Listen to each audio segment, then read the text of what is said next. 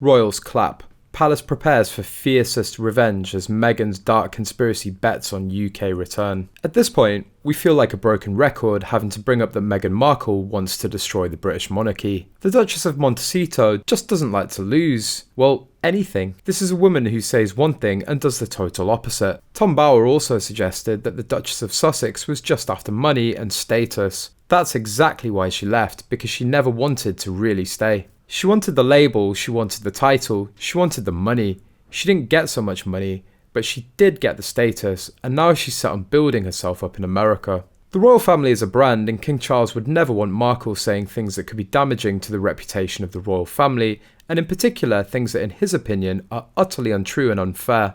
King Charles is very protective of the British monarchy. Therefore, he doesn't want her to speak saying negative things about the royal family. Besides, King Charles would also not tolerate Markle cashing in on her connections to the family. Meghan has brought out the worst in Harry by attempting to play the victim and saying that his family hates her. Bower once claimed Meghan always wanted celebrity but wants to control the narrative. Anyone who gets in the way with her is ghosted and attacked, and Harry has become hypersensitive and hates the media, and yet seeks approval from the media by going on Netflix or Spotify or Apple TV. Contradictions and hypocrisy are enormous. If there's one thing that Meghan has going for her, it's she can play the naive American very well.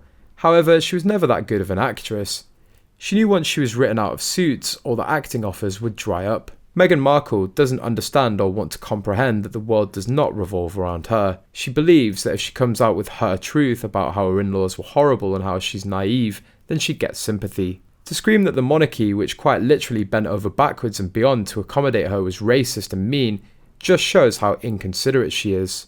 The Duchess made further scathing remarks about her experience on the show on her Archetypes podcast, saying there were different stations for having your lashes put on, or your extensions put in, or the padding put in your bra, but former co-star Lisa Gleave has since said she felt blessed and lucky to have been on it. Meghan was a struggling actress, and I think if it wasn't for Deal or No Deal, she probably wouldn't be where she is now. She might not have met Harry, she might not have been cast on Suits. Furthermore, the hosts Christina Ross and Christina Garibaldi discussed how Meghan recalled several jobs that she previously had that didn't really represent what or who she wanted to be, in order to dismiss her usual portrayal of being deemed out of touch. Meghan spoke a lot about how she was sort of broke and had a car that would barely run and probably had to take several jobs that weren't really, that didn't really represent what she wanted to be. A lot of people can relate to taking a job that you don't love and that you don't really like, what it stands for, but at least it's a paycheck. Miss Ross added that you can learn from those experiences and know what you want to do and what you're working towards. So I thought this was just kind of relatable. Speaking to Miss Garibaldi, she added that Meghan can sometimes feel a little out of touch.